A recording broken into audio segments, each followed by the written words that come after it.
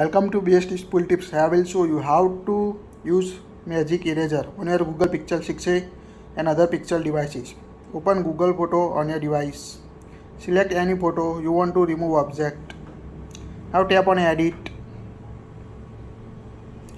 Swipe right and tap on Tools. Here you can see magic eraser option. Tap on it. Now if you want to remove any circle or object, make circle or brush to erase it. Here we select this. Now you can see it will automatically remove that object from background. You can also underline it.